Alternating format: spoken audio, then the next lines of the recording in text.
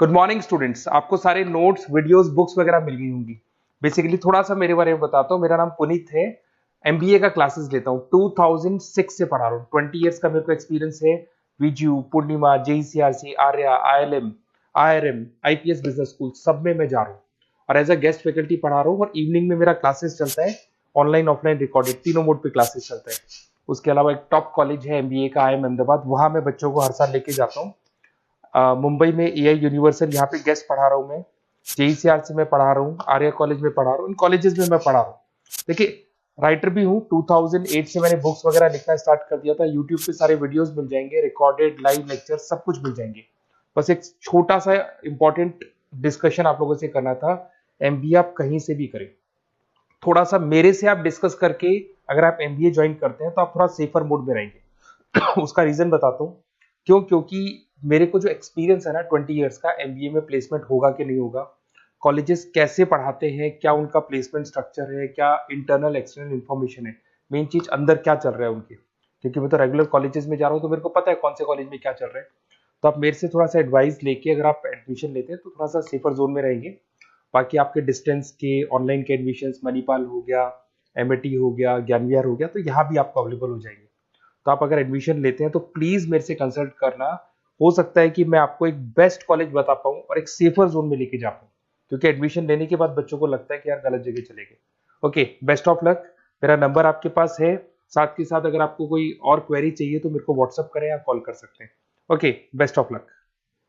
आज के इस अन्य गहन विश्लेषण में बहुत बहुत स्वागत है। आज का विषय कुछ ऐसा है जो हमारे आसपास मौजूद हर व्यापार, हर कंपनी, हाँ, और रोजमर्रा की जिंदगी में इस्तेमाल होने वाली हर सर्विस के बैकएंड को चलाता है। बिल्कुल। चाहे कोई ऑनलाइन सामान मंगवा रहा हो या कोई अस्पताल मरीजों का रिकॉर्ड रख रहा हो, हर जगह एक अदृश्य दिमाग काम कर रहा है। सही कहा। तो आज की चर्चा का मुख्य आधार एक बेहद दिलचस्प दस्तावेज है जिसका नाम है strategic economics of management information systems. अगर इसे एक लाइन में समझना हो तो ये दस्तावेज इस बात की गहराई में जाता है कि कैसे सूचना और डेटा का सही प्रबंधन किसी भी व्यापार की अर्थव्यवस्था और उसकी किस्मत को पूरी तरह से पलट सकता है। बिल्कुल। ये एक ऐसा विषय है ना जो सतह से देखने पर शायद सिर्फ आईटी डिपार्टमेंट का काम लगे। हाँ, मतलब अक्सर लोग सोचते हैं कि कुछ कंप्यूटर्स लगा दिए, एक सर्वर रूम बना दिया और बस काम हो गया। लेकिन असल में ये पूरी तरह से इस बात पे निर्भर करता है कि कोई व्यापार बाजार में कितना स्मार्ट तरीके से अपना वजूद बनाए रख सकता है। सही बात है। डेटा आज के समय में सब कुछ है। मतलब ये बात तो हर जगह सुनी जाती है, लेकिन उस कच्चे डेटा का करना क्या है, उसे मुनाफे में कैसे बदलना है, यही तो सबसे बड़ी व्यावसायिक चुनौती है। बिल्कुल। और यही आज का हमारा मिशन भी है। आज हम ये समझने की कोशिश करेंगे कि कंपनियां डेटा और जानकारी जुटाने में जो अंधाधुंध पैसा खर्च करती हैं, जो करोड़ों रुपए पानी की तरह बहाती हैं, हाँ, क्या वो वाकई फायदेमंद है या फिर ये सिर्फ दुनिया को दिखाने के लिए एक तकनीकी दिखावा है। इस दस्तावेज के जरिए हम MIS के भीतर होने वाले कॉस्ट बेनिफिट एनालिसिस को डीप कोड करेंगे। इस विश्लेषण को डिकोड करने से पहले थोड़ा कॉस्ट बेनिफिट एनालिसिस या CBA की जमीनी हकीकत पर बात कर लेते हैं। जरूरी है। CBA कोई हवाई कॉन्सेप्ट नहीं है। ये एक बेहद कठोर और व्यवस्थित तरीका है। एक तरह का तराजू है कि डेटा जमा करने, उसे प्रोसेस करने और रोजमर्रा के फैसलों में उसका इस्तेमाल करने में जो भारी भरकम खर्च हो रहा है, हाँ, क्या वो बेहतर फैसलों और शानदार कामकाज से मिलने वाले फायदों से मेल खाता है? मतलब आसान भाषा में, क्या ये निवेश असल में कोई ठोस व्यावसायिक मूल्य वापस ला रहा है या सिर्फ बैलेंस शीट पर एक खर्च बनकर रह गया है? चलिए इसे थोड़ा विस्तार से समझते हैं। हाँ, क्योंकि जब हम खर्चों की बात करते हैं ना, हाँ, तो अक्सर सबसे पहली तस्वीर यही बनती है कि कंपनी ने कुछ नए लैपटॉप और सॉफ्टवेयर लाइसेंस खरीद लिए। हाँ, जो कि बहुत छोटी सोच है। बिल्कुल। लेकिन इस दस्तावेज के पहले भाग में, जिसे डेटा की भारी कीमत कहा गया है, ये साफ तौर पर बताया गया है कि एक सफल MIS सिस्टम को चलाने में मुख्य रूप से 4 बहुत बड़े खर्च शामिल होते हैं। सबसे पहला है इंफ्रास्ट्रक्चर की लागत। और ये सिर्फ ऑफिस में रखे कुछ कंप्यूटरों की बात नहीं है। बिल्कुल नहीं। इसमें बड़े बड़े सर्वर, बेहद जटिल डेटाबेस और एक पूरा का पूरा सुरक्षित नेटवर्क शामिल होता है। एकदम सही। और इस दस्तावेज में इसे समझाने के लिए एक बहुत ही सटीक उदाहरण दिया गया है। वो रिटेल चेन वाला? हाँ, एक बड़ी रिटेल चेन के बारे में जरा सोचिए। जब दिवाली या किसी बड़े त्योहार की सेल चल रही होती है तो उस रिटेल चेन को अपने लाखों ग्राहकों की रोजाना की खरीदारी का डेटा रियल टाइम में मैनेज करना होता है। और 1 सेकंड की भी देरी या सर्वर क्रैश होने का मतलब है करोड़ों का सीधा नुकसान। बिल्कुल। इस डेटा के सुचारू प्रवाह को बनाए रखने के लिए उन्हें भारी भरकम एंटरप्राइज सर्वर और महंगे एनालिटिक्स सॉफ्टवेयर पर बहुत बड़ा निवेश करना पड़ता है। और ये निवेश कोई एक बार का खर्च नहीं है। बिल्कुल नहीं। तकनीक हर 6 महीने में पुरानी हो जाती है। तो इस इंफ्रास्ट्रक्चर को लगातार अपग्रेड करने का एक छुपा हुआ खर्च भी हमेशा बना रहता है। सही कहा। लेकिन यहाँ एक सवाल उठता है। हाँ। आज के दौर में तो सब कुछ क्लाउड पर शिफ्ट हो रहा है। तो क्या क्लाउड कंप्यूटिंग ने इन इंफ्रास्ट्रक्चर खर्चों को कम नहीं कर दिया है? ये एक बहुत ही आम गलतफहमी है। अच्छा। हाँ, क्लाउड पर जाने से शुरुआत में हार्डवेयर खरीदने का खर्च जरूर बच जाता है, लेकिन जब कोई कंपनी लाखों ट्रांजैक्शंस रोजाना करती है तो क्लाउड सर्विस प्रोवाइडर को दिया जाने वाला मासिक बिल भी तो बहुत तेजी से बढ़ता है। बिल्कुल। बैंडविड्थ, स्टोरेज और प्रोसेसिंग पावर का किराया भी एक बहुत बड़ा इंफ्रास्ट्रक्चर खर्च ही है। ये वाकई सोचने वाली बात है। और यहीं से दूसरे बड़े खर्च की बात आती है, जो है मानव संसाधन की लागत। अक्सर एक डर बना रहता है कि मशीनें और तकनीक इंसानों की जगह ले रही हैं। ऐसा लगता है कि एक बार ऑटोमेशन आ गया तो कर्मचारियों की जरूरत नहीं पड़ेगी। यहाँ सबसे हैरान करने वाली बात यह है, क्या? तकनीक जितनी ज्यादा जटिल होती जाती है, उसे चलाने के लिए उतने ही ज्यादा काबिल और महंगे इंसानी दिमाग की जरूरत पड़ती है। बिल्कुल। मशीनें खुद तो फैसले नहीं ले सकती, वे सिर्फ पैटर्न्स दिखा सकती हैं। हाँ। कंपनियों को top level data analyst, IT विशेषज्ञ और डेटाबेस एडमिनिस्ट्रेटर को काम पर रखने और ट्रेनिंग देने में भारी खर्च करना पड़ता है। और बाजार में ऐसे कुशल लोगों की बहुत कमी भी तो है। इसी वजह से इनके सैलरी पैकेज भी आसमान छूते हैं। और बात सिर्फ काम पर रखने तक नहीं है, उन्हें लगातार नई तकनीक की ट्रेनिंग भी तो देनी पड़ती है। बिल्कुल। स्रोत सामग्री में इसके लिए एक टेलीकॉम कंपनी का बहुत ही बेहतरीन उदाहरण दिया गया है। हाँ, सीआरएम सिस्टम वाला। सही। एक टेलीकॉम कंपनी का जो कस्टमर रिलेशनशिप मैनेजमेंट या सीआरएम सिस्टम होता है, उसमें लाखों ग्राहकों की शिकायतें, उनके प्लान्स, उनका डेटा यूसेज, हाँ, और कस्टमर केयर से उनकी पिछली बातचीत का पूरा ब्यौरा होता है। अब जरा सोचिए, अगर उस सिस्टम को संभालने वाला कर्मचारी ठीक से ट्रेन नहीं है और वो सिस्टम में गलत एंट्री कर देता है, तो पूरा का पूरा डेटाबेस ही दूषित हो जाएगा। बिल्कुल। इसलिए उस सीआरएम सिस्टम को सुचारू रूप से चलाने वाले कर्मचारियों की भारी भरकम सैलरी और उनकी ट्रेनिंग का जो खर्च है, वो इस मानव संसाधन की लागत का एक बहुत बड़ा और जरूरी हिस्सा है। हाँ। अगर कर्मचारी सिस्टम को नहीं समझेगा तो करोड़ों का सॉफ्टवेयर भी किसी काम का नहीं है। सही बात है। और ये खर्च सिर्फ लोगों तक सीमित नहीं है। तीसरा सबसे बड़ा खर्च है डेटा कलेक्शन और प्रोसेसिंग का खर्च। ये बहुत ही अहम हिस्सा है। बिल्कुल, क्योंकि डेटा कोई ऐसी चीज नहीं है जो बस हवा में तैर रही है और किसी ने भी उसे पकड़ लिया। और डेटा हमेशा मुफ्त भी तो नहीं होता। हाँ, इस दस्तावेज में भारत के एक वित्तीय संस्थान का जो उदाहरण दिया गया है, जब इस संस्थान को बाजार के नए रुझानों को समझना होता है या ये जानना होता है कि लोग किस तरह के लोन लेना पसंद कर रहे हैं, तो उन्हें बड़े पैमाने पर मार्केट सर्वे करने पड़ते हैं। और कई बार तो उन्हें बाहर की डेटा एजेंसियों से भारी कीमत देकर थर्ड पार्टी डेटा खरीदना पड़ता है। और मजेदार बात यह है कि सिर्फ डेटा खरीद लेना ही काफी नहीं है। क्यों? क्योंकि जो कच्चा डेटा मिलता है वो बहुत ही अव्यवस्थित होता है। उसमें बहुत सी ऐसी जानकारी होती है जिसकी कोई जरूरत नहीं होती। फॉर्मेट अलग अलग होते हैं। हाँ, और कुछ जानकारी गलत या अधूरी भी हो सकती है। ये तो बिल्कुल वैसा ही है जैसे कई महीनों से जेब में उलझे हुए ईयरफोन्स को सुलझाना। बिल्कुल। इसमें समय भी लगता है और झुंझलाहट भी होती है, लेकिन इसके बिना संगीत नहीं सुना जा सकता। ये बहुत सटीक तुलना है। उस उलझे हुए कच्चे डेटा को क्लीन करना पड़ता है, उसे साफ करना पड़ता है, और फिर उसे ऐसे फॉर्मेट में प्रोसेस करना पड़ता है जिससे सिस्टम का एल्गोरिदम समझ सके। हाँ, डेटा साइंस की दुनिया में इसे ETL यानी एक्सट्रैक्ट, ट्रांसफॉर्म और लोड कहा जाता है। इस पूरी प्रक्रिया में डेटा की छंटाई और प्रोसेसिंग में कंपनियों के IT बजट का एक बहुत बड़ा हिस्सा चला जाता है। ये बिल्कुल वैसा ही है जैसे कच्चा तेल निकालकर उसे रिफाइनरी में साफ करना। एकदम सही। जब तक डेटा रिफाइन नहीं होगा वो किसी काम का नहीं है। और यहाँ आकर बात वाकई बहुत दिलचस्प हो जाती है। कैसे? क्योंकि जब इतना सारा कीमती, रिफाइंड और साफ किया हुआ डेटा इकट्ठा हो गया है तो वो एक खजाने की तरह बन जाता है। और जहाँ खजाना होगा वहाँ खतरे भी होंगे। बिल्कुल। और यही हमारा चौथा खर्च है, सुरक्षा और अनुपालन की लागत। आज के समय में डेटा की प्राइवेसी और सुरक्षा सुनिश्चित करना किसी भी कंपनी के लिए सबसे बड़ी प्राथमिकता बन गया है। ये एक ऐसा खर्च है जिसे कोई भी कंपनी नजरअंदाज नहीं कर सकती। बिल्कुल नहीं। साइबर हमले आज के दौर की एक बहुत बड़ी सच्चाई है। हमने देखा है कैसे रैंसमवेयर अटैक में पूरी की पूरी कंपनियों का काम ठप हो जाता है। हाँ, और डेटा को हैकर्स से बचाने के लिए कंपनियों को अत्याधुनिक साइबर सुरक्षा प्रणालियों, एन्क्रिप्शन तकनीकों और फायरवॉल में लगातार भारी निवेश करना पड़ता है। लेकिन क्या ये सुरक्षा पर किया जाने वाला भारी खर्च सिर्फ एक तरह की बीमा पॉलिसी या इंश्योरेंस नहीं है? ऐसा लग सकता है, लेकिन क्योंकि हैकर्स के अलावा एक और बड़ा दबाव भी तो कंपनियों पर होता है, कानूनी नियम। बिल्कुल, और ये अनुपालन या कंप्लायंस का हिस्सा है। सरकारों ने अब डेटा सुरक्षा को लेकर बहुत कड़े नियम बना दिए हैं। हाँ, दस्तावेज में भारत के पर्सनल डेटा प्रोटेक्शन बिल यानी पीडीबीपी का खास तौर पे जिक्र किया गया है। इस तरह के कड़े नियमों और कानूनों का पालन करने के लिए कंपनियों को अपने सिस्टम आर्किटेक्चर में कई तरह के बुनियादी बदलाव करने पड़ते हैं और स्वतंत्र एजेंसियों से नियमित ऑडिट करवाने पड़ते हैं। और अगर ऑडिट में कोई कमी पाई गई या कंपनी इन नियमों का पालन नहीं करती है तो उन पर जो जुर्माना लगता है वो उनकी कुल कमाई का एक बहुत बड़ा प्रतिशत हो सकता है। सही कहा। इसलिए ये अनुपालन का खर्च असल में व्यापार को कानूनी झमेलों और बदनामी से बचाने का खर्च है।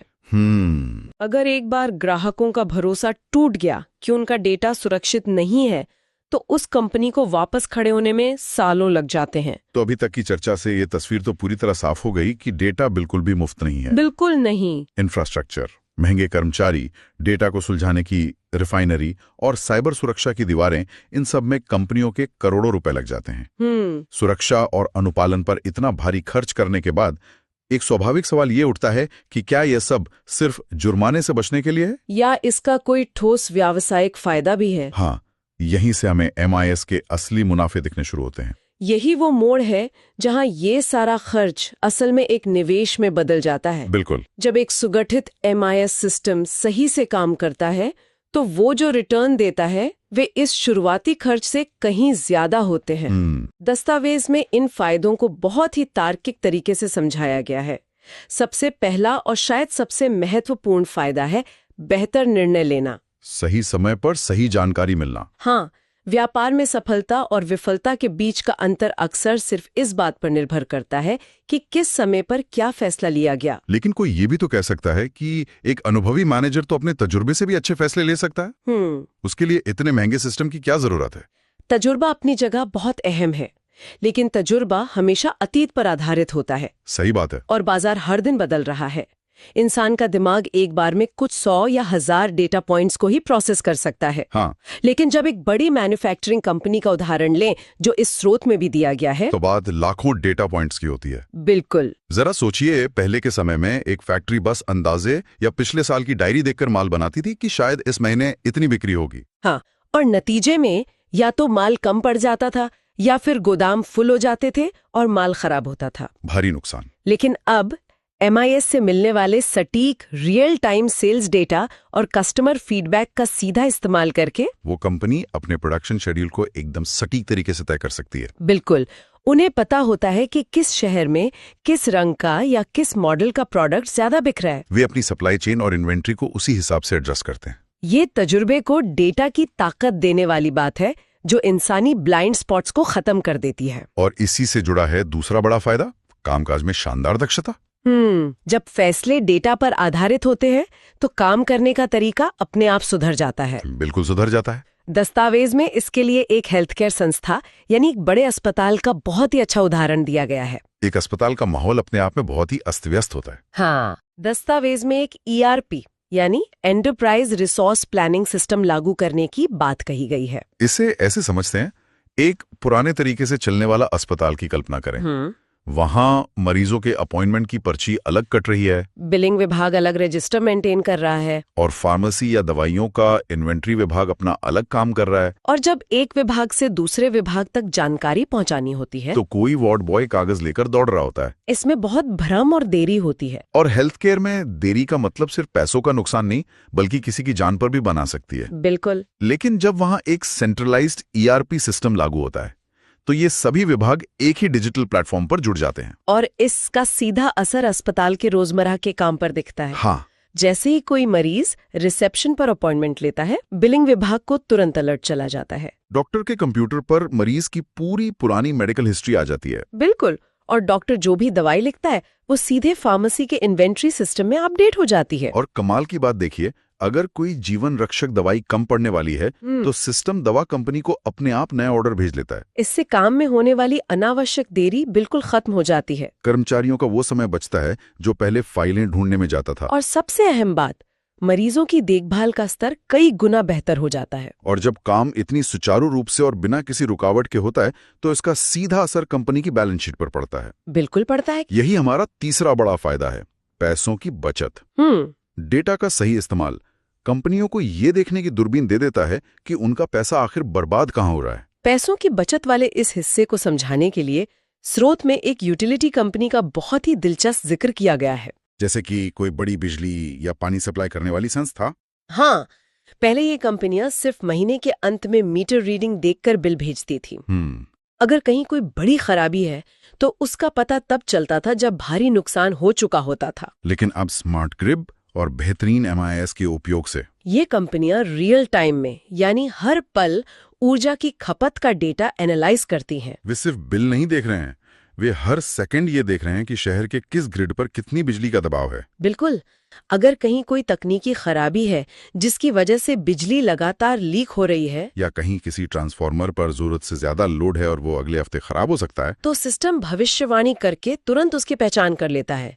इसे प्रेडिक्टिव मेंटेनेंस कहते हैं। इससे वे सिर्फ मौजूदा संसाधनों का सही इस्तेमाल ही नहीं कर पाते, बल्कि भविष्य में होने वाले किसी बहुत बड़े और महंगे ब्रेकडाउन को पहले ही रोक लेते हैं। अगर हम इसे बड़े पैमाने पर देखें तो ये सिर्फ आज के खर्चे बचाने के बारे में नहीं है, ये भविष्य के लिए नई जमीन तैयार करने के बारे में भी है। बिल्कुल सही। और यहीं से चौथा फायदा निकल कर आता है, रणनीतिक अंतर्दृष्टि और इनोवेशन। जो कंपनी अपने डेटा को सिर्फ एक पुरानी तिजोरी की तरह नहीं बल्कि एक रडार की तरह इस्तेमाल करती हैं, वे बाजार में सबसे आगे रहती हैं। स्रोत में इसके लिए एक ई-कॉमर्स स्टार्टअप का बेहद दिलचस्प उदाहरण दिया गया है। हाँ, आज के समय में ई-कॉमर्स कंपनियां ग्राहकों के व्यवहार को समझने में इतनी माहिर हो गई हैं कि वो किसी जादू जैसा लगता है। बिल्कुल। ये कंपनियां ग्राहकों के क्लिक करने के तरीके, वे कितनी देर तक किसी प्रोडक्ट की तस्वीर को देखते हैं, वे शॉपिंग कार्ट में क्या डालकर छोड़ देते हैं, और उनकी पिछली खरीदारी का पैटर्न क्या था, इन सभी चीजों का बहुत गहराई से विश्लेषण करती हैं। और उसी डेटा के आधार पर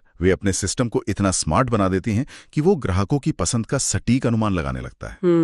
कई बार तो ऐसा लगता है कि जो चीज खरीदने का सिर्फ विचार ही मन में आया था, वो अगले ही पल स्क्रीन पर रिकमेंडेशन के रूप में सामने आ गई। बिल्कुल, ये कोई जादू नहीं है, ये एक बेहतरीन MIS का कमाल है। और ये डेटा सिर्फ प्रोडक्ट बेचने तक सीमित नहीं है। नहीं, ये उन्हें नई और इनोवेटिव मार्केटिंग रणनीतियां बनाने में भी मदद करता है। वे जान पाते हैं कि किस शहर में किस तरह के डिस्काउंट काम कर रहे हैं, या किस तरह के विज्ञापन लोगों को सबसे ज्यादा आकर्षित करते हैं। और इसी इनोवेशन के दम पर एक नया और छोटा स्टार्टअप भी बहुत तेजी से बाजार की पुरानी और बड़ी कंपनियों को पीछे छोड़कर अपना मार्केट शेयर बढ़ा सकता है। तो इन सब का आखिर मतलब क्या है? हमने खर्चों की पूरी लिस्ट देख ली, हमने उन खर्चों से होने वाले शानदार फायदों पर भी बात कर ली। बिल्कुल। लेकिन कागज पर लिखी ये बातें असली दुनिया में एक साथ कैसे काम करती हैं, ये समझना बहुत जरूरी है। इसे समझने के लिए पूरी चर्चा को समेटते हुए दस्तावेज के आखिरी हिस्से में दी गई एक बहुत ही शानदार केस स्टडी पर नजर डालते हैं। हाँ, वो लॉजिस्टिक्स कंपनी वाला उदाहरण। सही, ये एक लॉजिस्टिक्स कंपनी का उदाहरण है जो कॉस्ट बेनिफिट एनालिसिस का बिल्कुल सटीक और बिना किसी लाग लपेट वाला गणित समझाता है। ये उदाहरण पूरी तस्वीर साफ कर देता है और ये दिखाता है कि जमीनी स्तर पर असल में फैसले कैसे लिए जाते हैं। मान लीजिए एक लॉजिस्टिक्स कंपनी है जिसका काम सैकड़ों ट्रकों के जरिए पूरे देश में माल पहुंचाना है। ठीक है। वे अपने गाड़ियों के पूरे बेड़े के कामकाज को सुधारने के लिए एक नया MIS सिस्टम लाने पर विचार कर रहे हैं। हाँ। तो सबसे पहले वे अपने संभावित निवेश और खर्चों का आकलन करते हैं। दस्तावेज के अनुसार इस नए सिस्टम को लाने के 3 मुख्य खर्च हैं। हाँ। पहला, एक high end fleet tracking software खरीदना। बिल्कुल, ताकि उनकी हर पल की लोकेशन, स्पीड और ईंधन की खपत पता रहे। हाँ। और तीसरा, जो हमने पहले भी चर्चा की थी, अपने सभी ड्राइवरों और बैक ऑफिस स्टाफ को इस नए सिस्टम को इस्तेमाल करने की ट्रेनिंग देना। सही। इन सभी खर्चों को मिलाकर कुल लागत बनती है 5 लाख रुपए। अब अगर थोड़ा आलोचनात्मक नजरिया अपनाएं तो 5 लाख रुपए एक छोटी या मंझोली लॉजिस्टिक्स कंपनी के लिए एक बहुत बड़ी रकम है। बिल्कुल है। क्या गारंटी है कि ड्राइवर इस नई तकनीक का विरोध नहीं करेंगे या क्या पता ये तकनीक 2 साल में ही पुरानी हो जाए। हाँ, क्या ये वाकई एक सुरक्षित निवेश है? ये बहुत ही वाजिब चिंता है और इसी का जवाब देने के लिए CBA किया जाता है। फायदे बहुत ही स्पष्ट और मापने योग्य है। जब हर गाड़ी में सेंसर और GPS होगा और ट्रैकिंग सॉफ्टवेयर काम करेगा, तो कंपनी रियल टाइम में ट्रैफिक और मौसम के हिसाब से रास्तों का सबसे बेहतरीन चुनाव कर पाएगी। बिल्कुल, जिसे रूट ऑप्टिमाइजेशन कहते हैं। लंबे और जाम वाले रास्तों से बचकर गाड़ियां सबसे छोटे रास्ते से जाएंगी।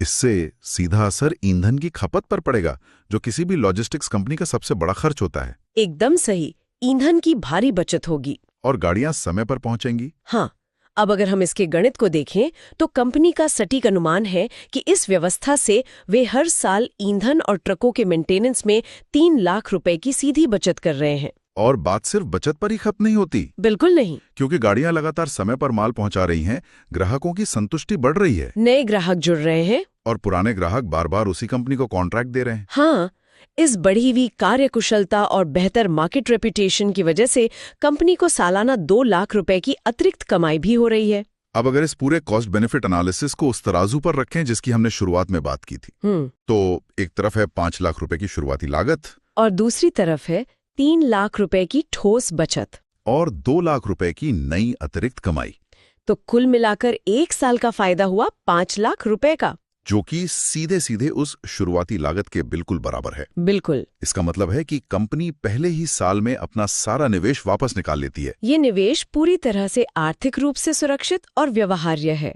और सबसे बड़ी बात, दूसरे साल से ये जो 5 लाख रुपए का फायदा है वो सीधे कंपनी के शुद्ध मुनाफे में जुड़ेगा, क्योंकि बुनियादी ढांचा तो पहले ही बन चुका है। यही कॉस्ट बेनिफिट एनालिसिस की असली ताकत है। बिल्कुल। ये हवा में तीर चलाने या सिर्फ उम्मीद पर पैसे लगाने के बजाय कागज पर ठोस गणित और तर्कों के साथ ये साबित करता है कि सही तकनीक में किया गया निवेश कभी व्यर्थ नहीं जाता, बल्कि वो व्यापार का सबसे बड़ा हथियार बन जाता है। इस पूरी गहन चर्चा का सार यही है कि MIS को महज किसी ऑफिस के कोने में बैठे IT डिपार्टमेंट का सिरदर्द नहीं समझना चाहिए। बिल्कुल नहीं। ये कोई ऐसा सॉफ्टवेयर नहीं है जिसे बस खरीदकर इंस्टॉल कर दिया जाए। असल में ये पूरे व्यापार की रणनीतिक अर्थव्यवस्था को जड़ से बदल कर रख देता है। हाँ। कच्चे डेटा को सही तरीके से इकट्ठा करना, उसे रिफाइन करना, हैकर से सुरक्षित रखना, उसका बारीकी से विश्लेषण करना और फिर उसके आधार पर सटीक निर्णय लेना, यही आज के अत्यधिक प्रतिस्पर्धी दौर में किसी भी व्यापार की सफलता की असली कुंजी है। इससे एक बहुत जरूरी सवाल उठता है। क्या? हमने ये तो बहुत अच्छी तरह समझ लिया कि डेटा और एक बेहतरीन MIS सिस्टम किसी भी व्यापार को कितने मुनाफे और कितनी ऊंचाइयों तक ले जा सकता है। हाँ, ये आज का सच है, लेकिन जरा भविष्य की अर्थव्यवस्था की कल्पना कीजिए। आज तो जिस कंपनी के पास डेटा है वो राजा है, लेकिन अगर आने वाले समय में हर छोटी बड़ी कंपनी के पास एकदम सटीक डेटा पहुंच जाए, ये तो होना ही है। तकनीक लगातार सस्ती और सुलभ जो हो रही है। बिल्कुल। और जब हर किसी के पास बाजार का सबसे बेहतरीन, सबसे एडवांस MIS सिस्टम मौजूद होगा, तब बाजार में कोई एक कंपनी दूसरी कंपनी से आगे कैसे निकलेगी? क्या तब कॉस्ट बेनिफिट का ये तराजू काम करेगा? या फिर ये सारा डेटा महज एक आम बुनियादी चीज बनकर रह जाएगा और अंत में अर्थव्यवस्था में सबसे बड़ा मुनाफा उस कंपनी को मिलेगा जो डेटा से परे जाकर मानवीय अंतर्ज्ञान यानी ह्यूमन इंट्यूशन पर दांव लगाने की हिम्मत करेगी? क्या भविष्य में सफलता का इकलौता हथियार फिर से इंसान की अपनी सहज सोच ही बन जाएगी? ये वाकई में एक बहुत ही गहरा और चौंकाने वाला विचार है, जो तकनीक की अंधी दौड़ और इंसान के बीच के उस बारीक संतुलन पर सवाल खड़ा करता है। बिल्कुल। जब डेटा सबकी पहुंच में होगा, तब शायद उस डेटा को अनदेखा करके कुछ नया करने का जोखिम उठाना ही सबसे बड़ी रणनीति होगी। सही कहा। इस विषय पर सोचने के लिए और अपने आसपास के व्यापारों को एक नए नजरिए से देखने के लिए बहुत कुछ है। आज की इस दिलचस्प चर्चा का हिस्सा बनने के लिए धन्यवाद। आज का यह गहन विश्लेषण यहीं समाप्त होता है।